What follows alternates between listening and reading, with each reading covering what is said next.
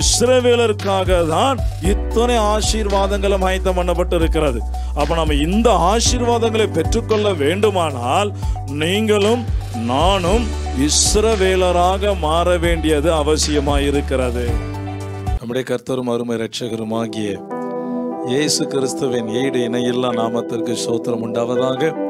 கர்த்தராகிய இயேசு கிறிஸ்துவே யெகோவா தேவன் சுவிசேஷ ஊழியங்கள் மூலமாக பார்த்து கொண்டிருக்கிற கேட்டுக்கொண்டிருக்கிற அத்தனை பிள்ளைகளையும் ஆண்டவராகிய இயேசு கிறிஸ்துவின் நாமத்தினாலே வாழ்த்துகிறோம். கர்த்தருடைய ஆசீர்வாதம் உங்களுக்கு உண்டாயிருப்பதாக. வழக்கத்தின்படியே இந்த நாளின் ஆசீர்வாதத்துக்காக நம்ம எல்லாரும் சேர்ந்து இயேசப்பாவை நோக்கி ஜெபிப்போமா? எங்கள் அன்பின் பிதாவே, எங்கள் ஆண்டவராகிய இயேசு கிறிஸ்துவே, நேற்றும் இன்றும் என்றும் மாறாதவரே, மகா பரிசுத்தம் உள்ளவரை, இல்லாதவைகளை இருக்கிறவைகளை போல அழைத்து எங்கள் கரத்திலே கொடுக்கிறவராகி எங்கள் இயேசு கிறிஸ்துவே உமக்கு ஸ்தோத்திரம். என்றென்றைக்கும் ஸ்தோத்தரிக்கப்பட்ட சர்வத்திற்கும் மேலான தேவனாகி எங்கள் இயேசு கிறிஸ்துவே உமக்கு ஸ்தோத்திரம். ஐயா, மகா பரிசுத்தம் உள்ளவரே உமக்கு ஸ்தோத்திரம். எங்களுக்காக பரலோகத்தை விட்டு இறங்கி வந்தவரே ஸ்தோத்திரம். அடிக்கப்பட்டு நொறுக்கப்பட்டவரே உமக்கு ஸ்தோத்திரம். வார்த்தையின்படியே மூன்றாவது நாளில் உயிரோடு எழுந்து சதா காலங்களிலும் ஜீவனோடு இருக்கிறவரே உமக்கு ஸ்தோத்திரம். ஏசப்பா, எங்கள் ஆராதனைக்குரியவரே உமக்கு ஸ்தோத்திரம். ஜெபத்தை கேட்கிறவரே உமக்கு ஸ்தோத்திரம். ஐயா, இதோ 3 மாதமும் கண்ணின் மணியை போல் காத்து இந்த 4ஆம் மாதத்தின் 1ஆம் நாளை காண கிருபை செய்திருக்கிறேன். உமக்கு நன்றி. இந்த மாதம் முழுவதும் எங்களுக்கு ஆசீர்வதிக்க போற தயவுகளுக்காய் நன்றி அப்பா. விசேஷமாக இந்த நாளிலே நீர் ஆயத்தம் பண்ணி கொடுத்திருந்த பரிசுத்தமான ஆராதனைக்காய் உமக்கு ஸ்தோத்திரம். இது உம்முடைய ஆராதனை அப்பா. உம்மையே நித்திய பிதாவாக தொழுது கொள்கிற இந்த ஆராதனை ஆசீர்வாதத்துக்காக உங்க பிள்ளைகள் எல்லாரும் உங்க பாதத்திலே வந்திருக்கிறோம். ஒரு விஷயங்கள், குற்றங்கள், குறைவுகள், மீறுதல்கள், பலவீனங்களை கிருபையாய் மன்னித்து எங்களை பரிசுத்தப்படுத்துங்க ஐயா. இந்த ஆராதனை ஆசீர்வாதம் இறங்கி வாரும். நீர் இறங்கி வந்து விட்டதற்காய் ஸ்தோத்திரம். ஆராதனையை நடத்துவதற்காய் ஸ்தோத்திரம். தொடங்கி எங்களுக்கு முடித்து தருவதற்காய் ஸ்தோத்திரம் அப்பா. இதோ இந்த ஆராதனைக்கு விரோதமாக செயல்பட நினைக்கிற எல்லா பொல்லாத ஆவிகளை கர்த்தரும் அருமை இரட்சகரும் ஆகிய இயேசு கிறிஸ்து என்கிற வல்லமையுள்ள நாமத்தால கட்டிந்து நாங்கள் அப்புறப்படுத்துகிறோம். நீர் பெருக வேண்டும், நாங்கள் சிறுக வேண்டும். நீர் அப்படியே செய்வதற்காக உமக்கு ஸ்தோத்திரம்.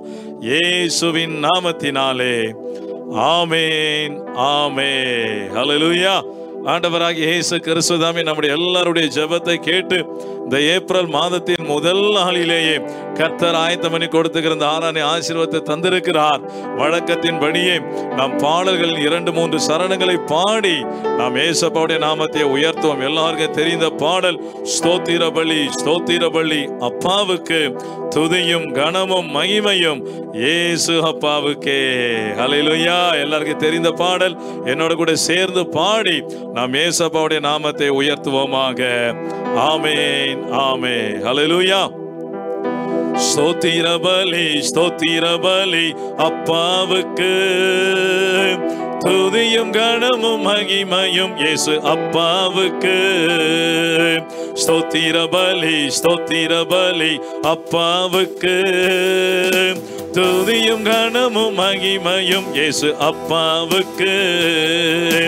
ரத்தம் சிந்தினீர் நன்றி ஐயா, ரத்தம் சிந்தினீர் நன்றி ஐயா, ரட்சிப்பு தந்தி நன்றி ஐயா, ரட்சிப்பு தந்தி நன்றி ஐயா. ஸ்தோத்திர பலி, ஸ்தோத்திர பலி அப்பாவுக்கு துதியும் கனமும் மகிமையும் இயேசு அப்பாவுக்கு. ஸ்தோத்திர பலி, ஸ்தோத்திர பலி அப்பாவுக்கு. எல்லாரும் சேர்ந்து துதியும் கனமும் மகிமையும் இயேசு அப்பாவுக்கு. சுகம் தந்தீரே நன்றி ஐயா, சுகம் தந்தீரே நன்றி ஐயா, பலன் தந்தீரே நன்றி ஐயா, பலன் தந்தீரே நன்றி ஐயா. ஸ்தோத்திர பலி, ஸ்தோத்திர பலி அப்பாவுக்கு துதியும் கனமும் மகிமையும் இயேசு அப்பாவுக்கு. ஸ்தோத்திர பலி, ஸ்தோத்திர பலி அப்பாவுக்கு. துதியும் கனமும் மகிமையும் இயேசு அப்பாவுக்கு. உணவு தந்தீர் நன்றி ஐயா, உணவு தந்தீர் நன்றி ஐயா, உடையும் தந்தீர் நன்றி ஐயா, உடையும் தந்தீர் நன்றி ஐயா. ஸ்தோத்திர பலி, ஸ்தோத்திர பலி அப்பாவுக்கு. துதியும் கனமும் மகிமையும் இயேசு அப்பா. எல்லாரும் சேர்ந்து சந்தோஷமாக ஸ்தோத்திர பலி, ஸ்தோத்திர பலி அப்பாவுக்கு. துதியும் கனமும் மகிமையும் இயேசு அப்பாவுக்கு. ஸ்தோத்திர பலி, ஸ்தோத்திர பலி அப்பாவுக்கு. துதியும் கனமும் மகிமையும் இயேசு அப்பாவுக்கு. ஆமே, அல்லேலூயா. எல்லாரும் அந்த பிரசனத்தை உணர்ந்து இயேசுப்பா செய்த எல்லா நன்மைகளையும் நினைத்து உள்ளத்தின் ஆழத்திலிருந்து சிறிது நேரம் அவரை ஆவியோடு உண்மையோடு தொழுது கொள்ளுவோம்.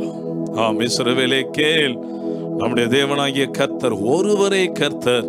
அவர் ஒருவருக்கே உன் முழு இருதயத்தோடும், உன் முழு ஆத்மாவோடும், உன் முழு பலத்தோடும், உன் முழு சிந்தையோடும் அன்பு கூர்ந்து அவர் ஒருவருக்கே ஆராதனை செய்வாயாக என்கிற பிரதான கற்பனையை நிறைவேற்றுவோமா? ஆம், அவரை ஆராதிக்கிறதான் நம்மை அழைத்திருக்கிறார். அவரை ஆராதிப்பதற்காக தான் நம்மை ரட்சித்திருக்கிறார். இந்த ஜனத்தை எனக்கென்று ஏற்படுத்தினேன். இவர்கள் யார்? நம்மை பார்த்து சொல்லுகிறார், என் துதியை சொல்லி வருவார்கள் என்று வேதம் சொல்லுகிறது. ஹல்லேலூயா. தாவீது சொன்ன ஒரு அருமையான வார்த்தை, ஒரு சந்ததி ஆண்டவரை சேவிக்கும், தலைமுறை தலைமுறையாக அது ஆண்டவருடைய சந்ததி என்னப்படும் என்கிற வார்த்தையின்படியாக என் அன்பு தேவ பிள்ளைகளை, ஆம், இந்த வருஷத்தில் இப்பொழுதுதான் கால் வைத்தது போல இருக்கிறது.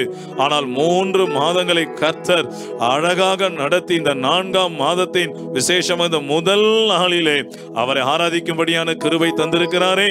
இந்த ஏப்ரல் மாதம் 1ஆம் நாளிலிருந்து இந்த மாதம் கடைசி மட்டுமாக ஒவ்வொரு நாளும் நமக்கு ஆசீர்வாதமாய் இருக்க இந்த நாளிலே அவர் ஆராதிக்க ஒப்பு கொடுப்போமா? அவர் செய்த நன்மைகளுக்காக நன்றி செலுத்துவோமா?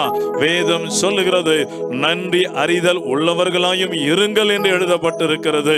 தாவீது சொன்ன வார்த்தை, கர்த்தர் எனக்கு நன்மை செய்தபடியால் நான் அவரை பாடுவேன். கர்த்தர் செய்த எல்லா உபகாரங்களுக்காகவும் நான் அவருக்கு என்னத்தை செலுத்தி விட முடியும்? ஒன்றை நான் செய்வேன், ரட்சிப்பின் பாத்திரத்தை எடுத்துக்கொண்டு கர்த்தருடைய நாமத்தை நான் தொழுது கொள்ளுவேன். எப்படி? நானோ உமக்கு ஸ்தோத்திர பலிகளை செலுத்தி உமது நாமத்தை தொழுது கொள்ளுவேன் என்கிற வார்த்தையின்படியாக எல்லாரும் சிறிது நேரம் வாயை திறந்து அந்த பரிசுத்த நாமமாகிய கர்த்தராகிய இயேசு கிறிஸ்து என்கிற நாமத்தை ஸ்தோத்திரங்களினாலே மகிமைப்படுத்துவோம். பிசாசுகள் விசுவாசித்து நடுங்குகின்ற நாமத்திற்கு உரியவரை நாம் உயர்த்துவோம். எல்லா நாமத்திற்கு மேலான நாமத்துக்குரிய இயேசுவுடைய நாமத்தை உயர்த்துவோம். ஹல்லேலூயா. ஸ்தோத்திரம் இயேசுப்பா. நல்லவராகிய எங்கள் இயேசு கிறிஸ்துவே உமக்கு ஸ்தோத்திரம். வல்லவராகிய எங்கள் இயேசு கிறிஸ்துவே உமக்கு ஸ்தோத்திரம். வாக்கு மாறாதவராகிய எங்கள் இயேசு கிறிஸ்துவே உமக்கு ஸ்தோத்திரம். என்றென்றைக்கும் ஸ்தோத்தரிக்கப்பட்ட சர்வத்திற்கு மேலான தெய்வமே உமக்கு ஸ்தோத்திரம். எங்களுக்காக பரலோகத்தை விட்டு இறங்கி வந்தீரே, அடிக்கப்பட்டீரே, நொறுக்கப்பட்டீரே, எங்களுக்காக மரணத்தை ருசி பார்த்தீரே.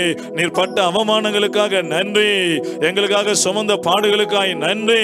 மரித்து 3ஆவது நாளில் உயிரோடு எழுந்து சதா காலம் ஜீவனோடு இருக்கிறவரே, எங்களை தேடி வந்தவரே, எங்களை ரட்சித்தவரே, எங்களை அபிஷேகித்தவரே, இம்மட்டும் நடத்தி வருகிறவரே உமக்கு நன்றி. நீர் கொடுத்த சுகத்துக்காய் நன்றி, பலத்துக்காய் நன்றி, ஆரோக்கியத்துக்காய் நன்றி, அபிஷேகத்துக்காய் நன்றி, நடத்தி கொண்டிருக்கிற கிருபைகளுக்காய் நன்றி, நடத்த போற கிருபைகளுக்காய் உமக்கு நன்றி. நன்றி, நன்றி இயேசுப்பா. ஹல்லேலூயா. எல்லாரும் நன்றி சொல்லுவோம். உள்ளத்தின் ஆழத்திலிருந்து நன்றி சொல்லுவோம். ஆமென். ஹல்லேலூயா. நன்றி என்று சொல்லுகிறோம் நாதா, உள்ளத்தாலே துதிக்கிறோம் நாதா, உமக்கு நன்றி என்று சொல்லுகிறோம் நாதா, உள்ளத்தாலே துதிக்கிறோம் நாதா. நன்றி சொல்லுவோம். நன்றி இயேசு ராஜா, நன்றி இயேசு ராஜா, உமக்கு நன்றி இயேசு ராஜா, நன்றி இயேசு ராஜா. புதிய மாதம் தந்தீரே நன்றி ராஜா, புதிய மாதம் தந்தீரே நன்றி ராஜா, புது பலன் தந்தீரே நன்றி ராஜா. எல்லாருமாக புது பலன் தந்தீரே நன்றி ராஜா, நன்றி என்று சொல்லுகிறோம் நாதா, உள்ளத்தாலே துதிக்கிறோம் நாதா, உமக்கு நன்றி என்று சொல்லுகிறோம் நாதா, உள்ளத்தாலே துதிக்கிறோம் நாதா. அதிசயமே அற்புதமே நன்றி ராஜா, அதிசயமே அற்புதமே நன்றி ராஜா, அன்பே என் ஆறுதலே நன்றி ராஜா, அன்பே என் ஆறுதலே நன்றி ராஜா. எல்லாருமாக நன்றி என்று சொல்லுகிறோம் நாதா, தேவ மகிமையே உள்ளத்தாலே துதிக்கிறோம் நாதா, உமக்கு நன்றி என்று சொல்லுகிறோம் நாதா, உள்ளத்தாலே துதிக்கிறோம் நாதா. நன்றி சொல்லுவோம். நன்றி இயேசு ராஜா, நன்றி இயேசு ராஜாவே, உமக்கு நன்றி இயேசு ராஜா, நன்றி இயேசு ராஜா, உமக்கு நன்றி. ஆமென் இயேசு ராஜா, ஆமென் ஆமென். நன்றி இயேசு. எல்லாரும் சேர்ந்து நன்றி சொல்லுவோம். உமக்கு நன்றி இயேசு ராஜா, நன்றி இயேசு. ஆமென். எல்லாரும் ஆவியில நிரம்பி உமக்கு நன்றி இயேசு ராஜா,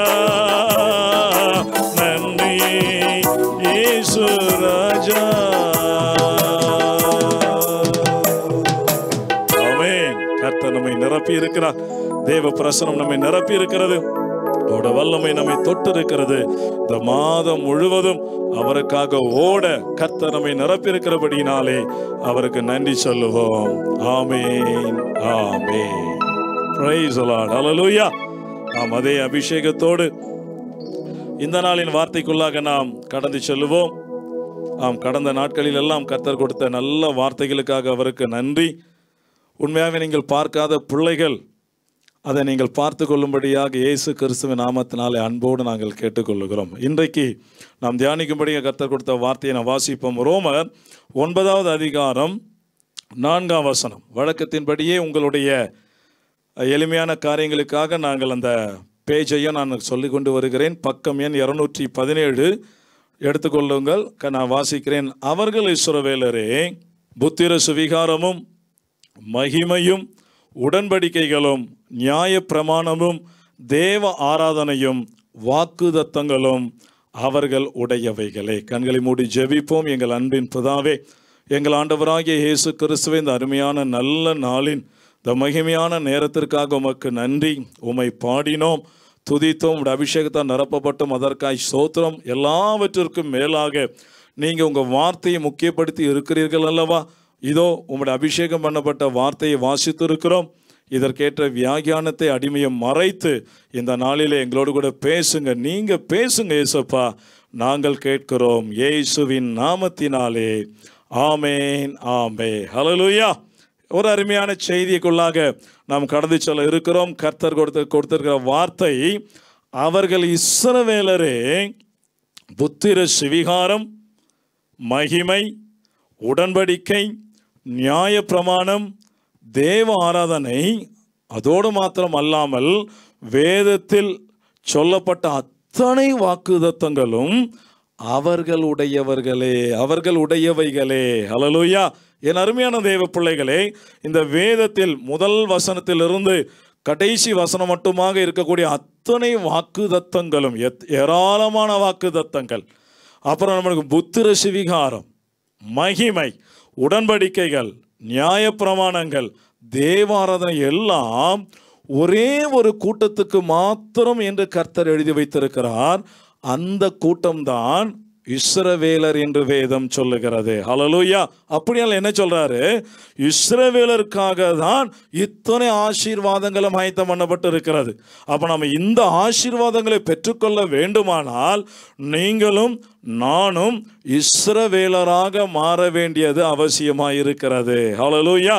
வேதத்தில் பார்த்தீங்கன்னா உபாகமம் 7ஆம் அதிகாரம் 1ஆம் வசனத்தை நீங்கள் எடுத்து வாசித்து பார்ப்பீர்களே ஆனால் எக்கச்சக்கமான ஜனங்கள், விசேஷமாக கானான் தேசத்துக்கு கொண்டு செல்லும் போது கர்த்தர் சொல்லுகிற வார்த்தை 7 பெரிய ஜாதிகள் என்று, கிர்காசியர், எமோரியர், எபூசியர், ஏவியர், அப்புறமேட்டு சொல்லி எக்கச்சக்கமான காரியங்களை சொல்லி கொண்டு இருக்கிறார். அதோடு மாத்திரமல்லாமல் எகிப்தியர் இருக்கிறார்கள், அவர் பெலிஸ்தர் இருக்கிறார்கள், மோவாபியர்கள், எக்கச்சக்கமான ஜனங்கள் இருந்தாலும் கர்த்தர் நம்மை இஸ்ரவேலராக மாற வேண்டும் என்று சொல்லுகிறார். ஏனெனில் அந்த இஸ்ரவேலருக்கு தான் அவர் ஆயத்தம் பண்ணின அத்தனை ஆசீர்வாதங்களும்.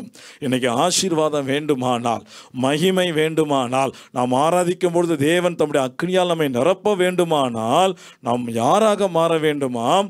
இஸ்ரவேலராக மாற வேண்டும் என்று வேதம் சொல்லுது. இன்றைக்கு நாம் வாழ்ந்து கொண்டிருக்கிறோம், எத்தனையோ விதமான ஜாதிகளை பார்த்து கொண்டிருக்கிறோம், எத்தனோ விதமான ஜனங்களை பார்த்து கொண்டிருக்கிறோம்.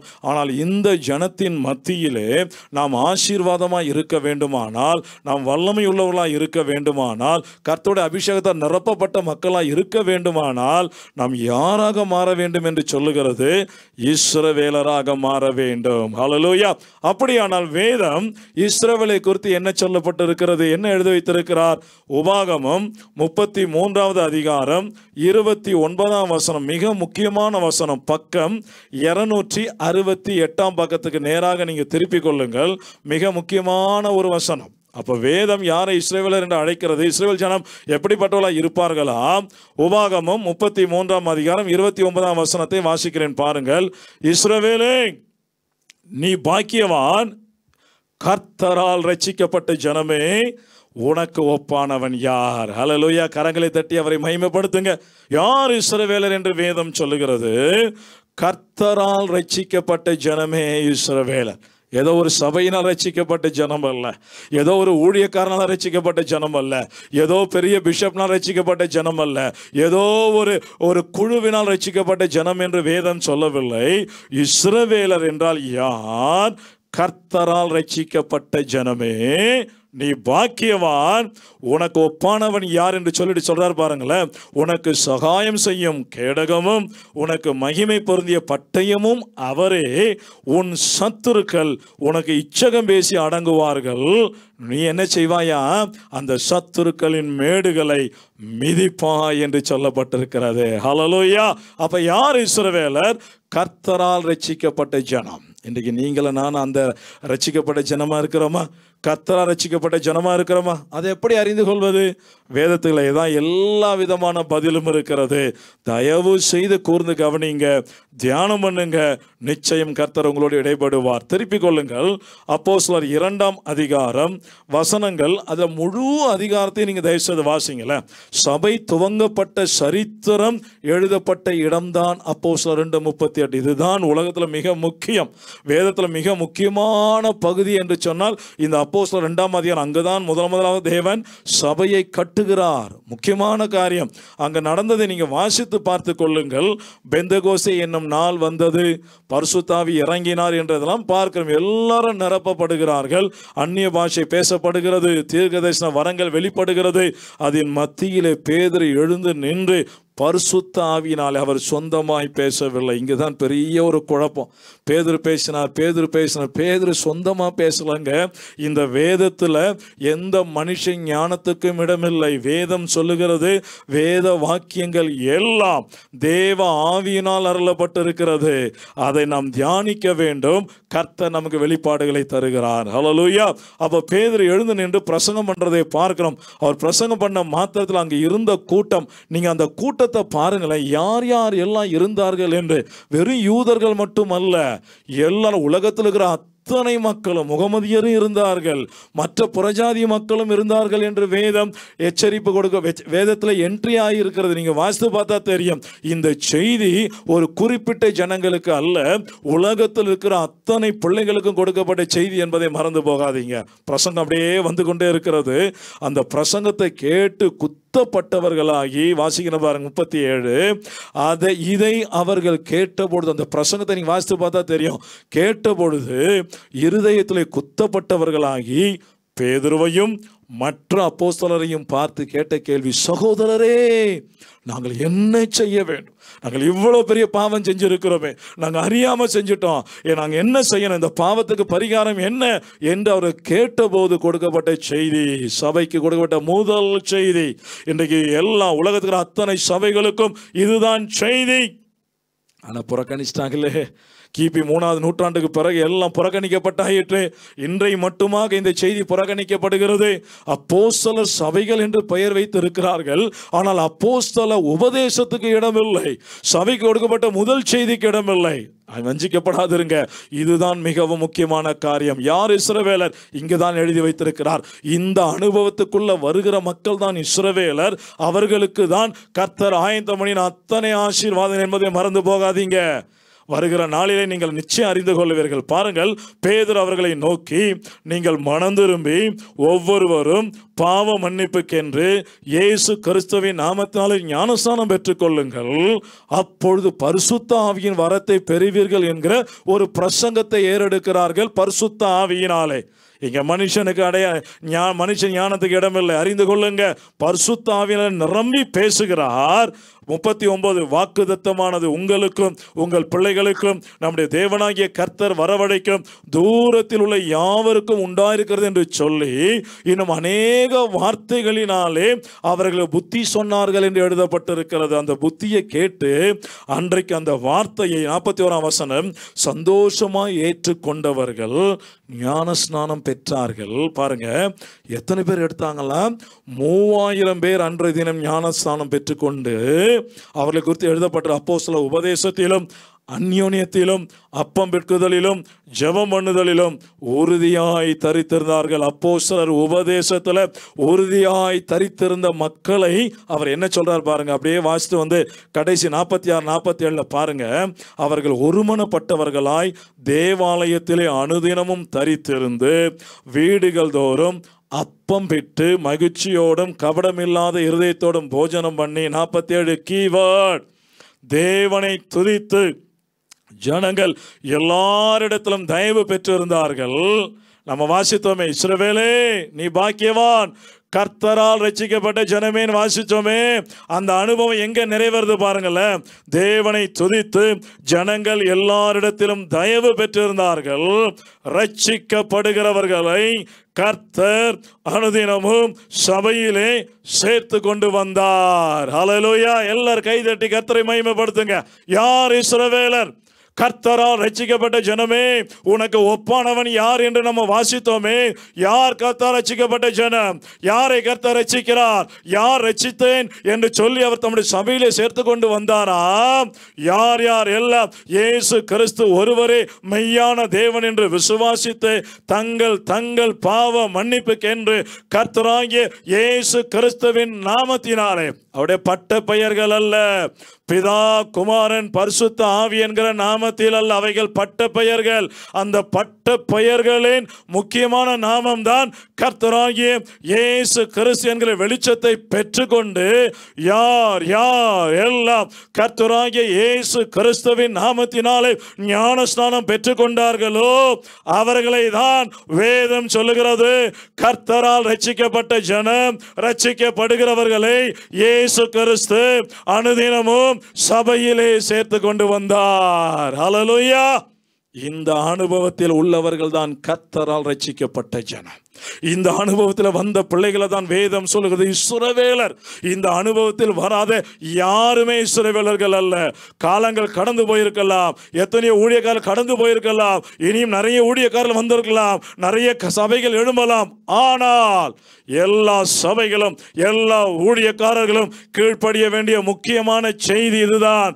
அப்போஸ்தல உபதேசத்துக்கு அத்தனை முழங்கால்களும் முடங்கியாக வேண்டும், அத்தனை சபைகளும் கீழ்ப்படிந்தாக வேண்டும், அத்தனை ஊழியக்காரர்கள் கீழ்ப்படிந்து ஆக வேண்டும். கீழ்ப்படிந்து எல்லாரும் இந்த ஞானஸ்நானத்தை பெற்றுக்கொள்ளும் போதுதான் இஸ்ரவேலராக மாற்றப்படுகிறார்கள், கர்த்தரால் ரட்சிக்கப்பட்ட ஜனமாக மாற்றப்படுகிறார்கள். அவர்களுக்கு தான் வேதத்தில் இருக்கிற அத்தனை ஆசீர்வாதங்கள். என் அன்பு தேவ பிள்ளைகளே, இருதயத்தை திறந்து கொடுங்க, உங்களுடைய மனக்கதவுல திறந்து கொடுங்க. இதுவரை எப்படி வேணா இருந்திருக்கலாம். இந்த பிரசங்கத்தை கேட்கும் போதே உங்கள் இருதயத்தை தயவாயில் திறந்து கொடுங்க. இதை ஆராய்ந்து பாருங்க, வேத வசனங்களை ஆராய்ந்து பாருங்க.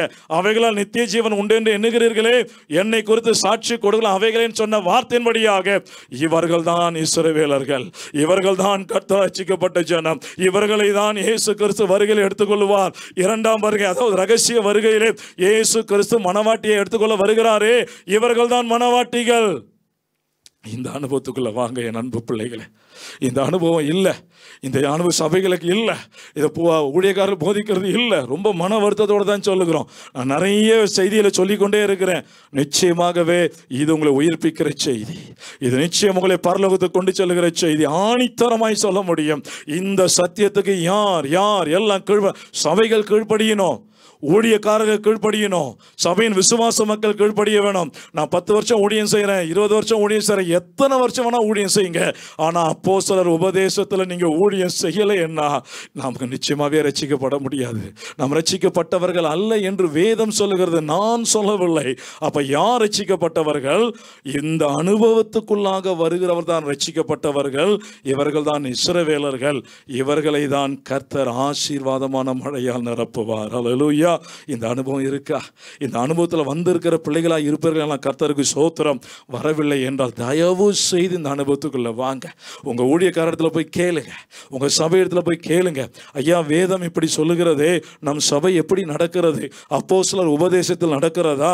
நாம் உண்மையான இஸ்ரவேலர்களா? நாம் கர்த்தர் ரட்சிக்கப்பட்ட ஜனமா? தயவு செய்து கேளுங்க, வேதத்தை ஆராய்ந்து பாருங்க, உண்மையான சத்தியத்துக்கு கீழ்ப்படிங்க. நிச்சயமாக நீங்க இஸ்ரவேலராய் மாறுவீர்கள். ஆண்டவர் ஆயத்த பண்ணின அத்தனை ஆசீர்வாதங்களும் உங்களுக்கு நிறைவாய் கொடுக்கப்படும். ஹல்லேலூயா. இரண்டாவதாக யார் இஸ்ரவேலர்கள்? சங்கீதம் 73வது அதிகாரம் 1ஆம் வசனத்தை எடுத்து வாசிப்பேன். 2 பாயிண்ட் தான். முதல் நம்ம பார்த்துட்டோம். ரெண்டாவது பாருங்க, சுத்த இருதயம் உள்ளவர்களாகிய இஸ்ரவேலருக்கு தேவன் நல்லவராகவே இருக்கிறார் என்று எழுதப்பட்டிருக்கிறது. ஹல்லேலூயா. அப்ப யார் இஸ்ரவேலர்? முதலாவது கர்த்தரால் ரட்சிக்கப்பட்ட ஜனம்தான் இஸ்ரவேலர். இரண்டாவது யார் இஸ்ரவேலர்கள்? இருதயத்தில் சுத்தம் உள்ளவர்கள் இஸ்ரவேலர்கள் என்று வேதம் சொல்லுகிறார். ஆண்டவர் சொன்னார், சுத்த இருதயம் உள்ளவர்கள் பாக்கியவான்கள், அவர்கள் தேவனை தரிசிப்பார் என்று மத்தேயில சொல்றார். இன்னொரு இடத்துல இருதயத்தில் சுத்தம் இல்லை என்றால் நாம் தேவனை தரிசிக்கவே முடியாது என்று வேதம் சொல்லுகிறது. ஹல்லேலூயா. ஏனென்றால் எரேமியா 17ஆம் அதிகாரம் 9ஆம் வசனம் நீங்க வாசித்து பாருங்க. எல்லாவற்றை பார்க்கிலும் இருதயமே திருக்குள்ளதும் மகா கேடுள்ளதுமாய் இருக்கிறது, அதை அறியத்தக்கவன் யார் என்று எழுதப்பட்டு இருக்கிறது. ரொம்ப மோசமானது இருதயம் என்று வேதமே திட்டவட்டமாய் போதிக்கிறது. ஏனென்றால் அங்கிருந்து தான் பொல்லாத விபச்சாரங்கள், வேசித்தனங்கள் எல்லாம் புறப்படும் என்று ஏசப்பா சொன்னதை நாம் பார்க்கிறோம். ஆகையால் இந்த இருதயத்தை சுத்தமாய் காத்து கொள்ள வேண்டியது நம்முடைய கடமை. அப்ப இந்த இருதயத்தை கெடுக்கக்கூடிய காரியங்கள் என்ன? நீதிமொழிகள் 4ஆம் அதிகாரம் 23 27 நல்லா வாசித்து பாருங்க. நான் கடகன வாசி, என்ன நேரம் இல்லை, பாருங்க. 23 27 வாசிக்கிறேன். எல்லா காவலோடும் உன் இருதயத்தை காத்துக்கொள், ஏனென்றால் அதனிடத்து நின்று ஜீவ ஊற்று புறப்படும் என்று சொல்லிட்டு அந்த இருதயத்தை அப்படி பரிசுத்த குலைச்சலாக்கக்கூடியவைகளை சொல்றார் பாருங்க. முதலாவதாக வாயின் தாறுமாறுகளை உன்னை விட்டு அகற்றி உதடுகளின் மாறுபாட்டை உனக்கு தூரப்படுத்தி. அன்பு தேவ பிள்ளைகளே, இன்னைக்கு கர்த்தருடைய பிள்ளைகளுடைய வாயை குறித்து நான் மிகவும் மனவேதனை அடைகிறேன். அவர்கள் பேசுகிற வார்த்தைகள், சபையில் அபிஷேகத்தை நிரம்பி பேசுகிறார்கள். அந்த சபையை விட்டு வெளியே வந்த மாத்திரத்திலேயே கேட்கக்கூடாத வார்த்தைகளை அந்த சகோதரன்மார்கள் சகோதரன் பேசும்பொழுது இருதயம் அப்படியே உடைந்து போகிறது. என்னுடைய உள்ளமே உடைந்து போகுமே. ஆனால் அண்ட சராசரங்களை படைத்த மகா பரிசுத்தம் உள்ள தெய்வம் ஏசப்பாவுடைய உள்ளம் எவ்வளவு உடைக்கப்படும். ஏனென்றால் வேதம் சொல்லுகிறது, இருதயத்தின் நிறைவினால் வாய் பேசும். இந்த வாய்க்கு இருந்து அவ்வளவு சம்பந்தம் இருக்கிறது. வாயின் வார்த்தைகளை மிகவும் ஜாக்கிரதையாக காத்துக்கொள்ளுவோம். பக்தி விருதுக்கு ஏதுவான வார்த்தையை பேசுவோம். கெட்ட வார்த்தையை ஒன்றும் பேசாதிருப்போமாக, பொய் சொல்லாதிருப்போமாக என்று வேதம் சொல்லுகிறது. ஏனென்றால் பிரசங்கில் சொல்லப்பட்ட வார்த்தை, உன் மாம்சத்தை பாவத்துக்கு உள்ளாக்க உன் வாய்க்கு இடம் கொடாது. அப்ப இருதயம் கெடுறதுக்கு முதல் காரணம் வாய். இரண்டாவது, உன் கண்கள் நேராய் நோக்க கடவுது. ஆண்டவர் சொன்னாரே, உன் கண் இருள் ஆகாதபடி எச்சரிக்கையாயிரு. உன் கண் நல்லதாயிருந்தால் உன் சரீரம் முழுவதும் வெளிச்சமாயிருக்கும். உன் கண் கெட்டதாயிருந்தால் உன் சரீரம் முழுவதும் இருளாயிருக்கும். ஆகையால் உன்னில் உள்ள வெளிச்சம் இருள் ஆகாதபடி எச்சரிக்கையாயிரு என்று சொன்னாரே ஏசப்பா. கண்ணை பரிசுத்தமாய் பார்த்து கொள்ளும். கண்ணை ஏசப்பாத்தில் ஒப்பு கொடுப்போம். அப்பா, உங்க கண்ணை போல என் கண்ணை மாற்றுங்கள் என்று. மூன்றாவதாக என்ன சொல்றார் பாருங்க, உன் கால்நடையை சீர்தூக்கி பார், உன் வழிகளால் நிலைவரப்பட்டிருப்பதாக வலதுபுறமாவது இடதுபுறமாவது சாயாதே, உன் காலை தீமைக்கு விளக்குவாயாக. நேரத்துக்கு தகுந்த மாதிரி இப்படியும் அப்படியும் போகாதே, நேர் வழியாய் நடக்க கர்த்தர் உங்களை அழைக்கிறார். உங்க கால்கள் சபைகள் தான் நிற்க வேண்டும். உங்க கால் ஊழியத்திற்கு தான் புறப்பட வேண்டும். உங்க கால்கள் வேற எந்த பாவத்துக்கும் அது காரணமாக இருந்து விடவே கூடாது. என் அருமையான தேவ பிள்ளைகளே, காலை குறித்து ஜாக்கிரதையா இருங்க. கடைசியா மத்தையில சொல்றாரு, உன் வலதுகை உனக்கு இடரல் உண்டாக்கினால் அதை என்ன பண்ண சொல்றாரு, தரித்து போடு. ஒற்றை கை உடையவனாய் நீ ஜீவனுக்கு போறது ரொம்ப நல்லது. 2 கை உடையவனாய் நரகத்தில் தள்ளப்படுவதை பார்க்கும். அடுத்ததா சொல்றாரு, இந்த 2 கைகள், இந்த 2 கைகளும் பரிசுத்தமான கரங்களாக உங்களை ஒப்பு கொடுங்க. அவரை ஆராதிப்பதற்காக, அவருடைய வேதத்தை சுமப்பதற்காக, மற்றவர்களுக்காக ஜெபிப்பதற்காக, சத்துருவின் கிரிகளை அழித்து ஜெபிப்பதற்காக தான் தேவன் இந்த பரிசுத்தமான கரங்களை கொடுத்திருக்கிறார். இந்த கரங்களை நீங்கள் ஜாக்கிரதையாய் பார்த்து கொள்ளுவீர்களே, ஆனால் உங்கள் இருதயம் சுத்தமாய் இருக்கும். நீங்க சுத்தமாய் இருக்கும்போது நீங்க இஸ்ரவேலராய் மாற்றப்படுகிறீர்கள். அந்த இஸ்ரவேலருக்கு தான் வாக்குத்தத்தம், தேவாராதனை, மகிமை, உடன்படிக்கைகள், அத்தனை ஆசீர்வாதங்களும் என்று வேதம் நமக்கு போதிக்கிறது. ஹல்லேலூயா. 2 காரியம். யார் இஸ்ரவேலர்கள்? மிக முக்கியமான செய்தி. கர்த்தர் ரட்சிக்கப்பட்ட ஜனம். யார் கர்த்தர் ரட்சிக்கப்பட்ட ஜனம்? அப்போஸ்தலர் 2ஆம் அதிகாரத்தை வாசித்து பாருங்க, தியானம் பண்ணுங்க. கர்த்தர் இடைப்படுவார். 2வது, யார் இஸ்ரவேலர்? இருதயத்தில் சுத்தம் உள்ளவர்கள் இஸ்ரவேலர்கள், அவர்களுக்கு தான் ஆண்டவருடைய ஆசீர்வாதம். இந்த 2 காரியம் கீழ்ப்படிவோம். நிச்சயம் கர்த்தர் இந்த மாதம் முழுவதும் நம்மை ஆசீர்வதிப்பாராக. நாம் ஜெபிப்போமா? எங்கள் அன்பின் பிதாவே, எங்கள் ஆண்டவராகிய இயேசு கிறிஸ்துவே, இந்த அருமையான நல்ல நாளின் இந்த நேரத்துக்காக நன்றி அப்பா. இந்த நாளிலே நீர் பேசின ஜீவனுள்ள வார்த்தைகளுக்காக ஸ்தோத்திரம். யாருக்கு நீர் ஆயத்தம் பண்ணின ஆசீர்வாதங்கள் என்கிற ஒரு பட்டியல் போட்டு இருக்கிறீர் ஐயா, அந்த பட்டியல் இருக்கிற ஆசீர்வாதங்களை பெற்றுக்கொள்ள நாங்கள் இஸ்ரவேலராய் மாற வேண்டும் என்று சொல்லியிருக்கிறீரே. அப்ப யார் இஸ்ரவேலர்? கர்த்தரால் ரட்சிக்கப்பட்ட ஜனம். யார் இஸ்ரவேலர்? இருதயத்தில் சுத்தம் உள்ளவர்கள் என்று சொல்லப்பட்டிருக்கிறதே. இந்த 2 காரியங்களுக்கும் எங்கள் பிள்ளைகள் கீழ்ப்படியட்டும். வேதத்தை வாசித்து தியானம் பண்ணி உண்மையான இஸ்ரவேலராய் முத்தரிக்கப்படட்டும். ஆசீர்வாதமான மழையால் நிரப்பப்படட்டும். பெரிய காரியங்களை செய்யுங்க அப்பா. நீர் அப்படியே செய்வதற்காய் ஸ்தோத்திரம். இந்த ஏப்ரல் மாதம் முழுவதும் ஆவிக்குரிய பூமிக்குரிய நன்மையால் நீ நிரப்புவதற்காய் ஸ்தோத்திரம். இயேசுவின் நாமத்தினாலே ஆமேன், ஆமேன். சேர்ந்து சொல்வோமா? என் ஆத்துமாவே கர்த்தரை ஸ்தோத்தரி, என் முழு உள்ளமையுடைய பரிசுத்த நாமத்தை ஸ்தோத்தரி. என் ஆத்துமாவே கர்த்தரை ஸ்தோத்தரி, கர்த்தர் செய்த சகல உபகாரங்களையும் மறவாதே. ஆமேன், ஆமேன். ஹல்லேலூயா. God bless you.